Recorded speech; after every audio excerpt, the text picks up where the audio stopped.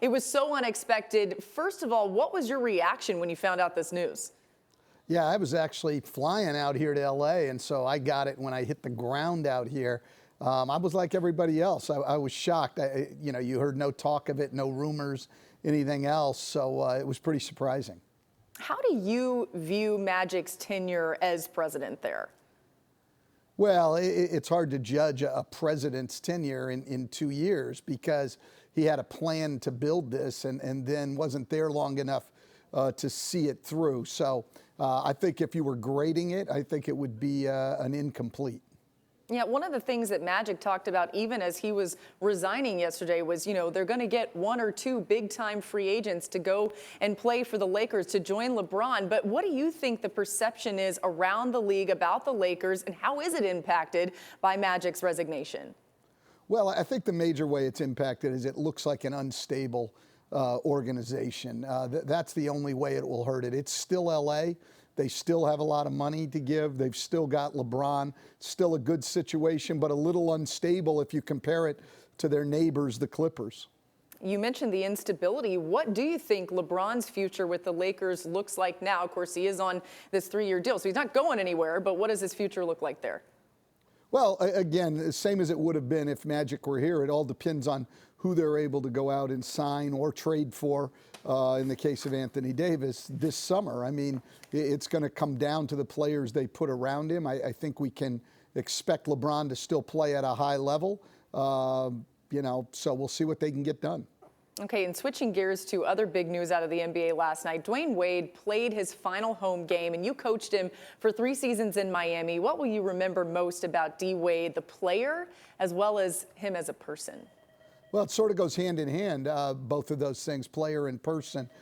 This is a guy with tremendous maturity, even when he first came into the league, and great poise, which has allowed him to be as good a player as he has been in big situations and big games, and particularly at the end of games. He's just a very poised guy, never gets rattled, and is always up for the big plays. All right, thanks so much, Stan Van Gundy, for joining us here. Perspective on the Lakers as well as other things, and let's continue the conversation about the Lakers. Yeah, we'll bring it out to the table here on just what's become a crazy morning, obviously, as we're flying around between L.A. and Augusta and everything else, but now sort of a moment to catch our breath and on where we have been with all of this. If you wake up this morning and you're Luke Walton, you were expecting at this time yesterday to be looking for a new job, and you've said many times he'll have multiple offers. Now, all of a sudden, he's very much in limbo. They're not going to make a move on him immediately, but he has no assurance of being the Lakers coach whenever the new president does come in. So if you're Luke Walton, what are you doing right now? I mean, resisting the temptation to put a little something in my coffee to get through the next couple of days, but just go about your day as normal. I mean, he's got it by now, after all these months of rumors. He just has to have, he must have, just like, nothing I can do anymore. But there's something he could do. He could go in there and demand an assurance that he is going to be the Laker coach going forward, or say, fire me now, one way or the other. There are going to be jobs out there. The season ends tonight. There are a lot of people who are going to want Luke Walton to be their coach. If he goes in there and says, you're just going to sort of leave me hanging on a string here for the next couple of weeks, which is how long it's going to take to get this thing settled. It's not going to be done by the end of this week. I think he's got to get some sort of significant closure on his situation if he can, don't you think? That's his agent's job. I'm not sure he has the leverage right now to get an extension. He's got next year guaranteed and a team option on the year after that. I'm not sure he has the leverage to get anything longer. What do you think? Well, I was just going to say, he's looking at me. I was just going to say, one of the things that Magic Johnson said is that he was alluding to the fact he was going to hire Luke Walton, obviously. Jeannie Buss doesn't want to. It's very obvious that was where a major disconnect was. So do you think she actually does fire Luke Walton? I think ultimately it's best for this situation for the Lakers to start all the way over. I always felt like Luke was doing a good job because I know how hard it is to develop young players through the draft, and they were actually able to do that. Lonzo Ball was never going to be able to live up to the hype. When he got drafted, Magic told him, I expect your number to be hanging in the rafters. That was really lofty.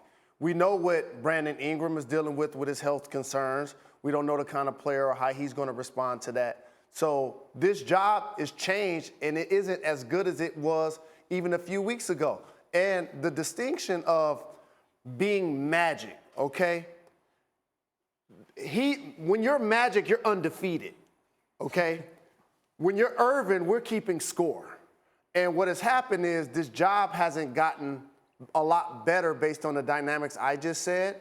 And I don't think they're going to be able to add an all-NBA player to play next to LeBron next season. You know what's complicated about this is that Los Angeles is not just a place for celebrity in the entertainment industry. The Lakers have been about celebrity. Look at their coaches. Pat Riley is one of their legendary coaches. The guy looked like he stepped right out of the set of a movie. Phil Jackson, who in an entirely different way had enormous star power when he showed up there. They try and hand it to Magic Johnson. What they need to do now, I think, Zach, is go out and find themselves someone who isn't a star, who wants to sit in a dark gym by himself and watch high school players play, which is where this thing is ultimately going into the future. And that's not something that you want to do if you are a person who has the life options that Magic Johnson has. Yeah, I mean, I've said this before. They need to go outside the Laker bubble. They need to just. It doesn't matter what happened in Showtime or what happened in Kobe's era. They need to find someone both as GM and maybe if they move on from Luke, who's willing to do all that stuff. But this is what makes it unique because there's a Laker bubble and then there's a LeBron bubble too. And there's certain things you promised LeBron when he signed with you going into his 16th year. Words like process, words like rebuilding isn't what he's going to want to hear in his 17th year when he's still averaging 28 points per game. It is impossible to imagine that LeBron James, while knowing there would be challenges in coming to Los Angeles, could have ever envisioned this thing would go as badly as it has to this point.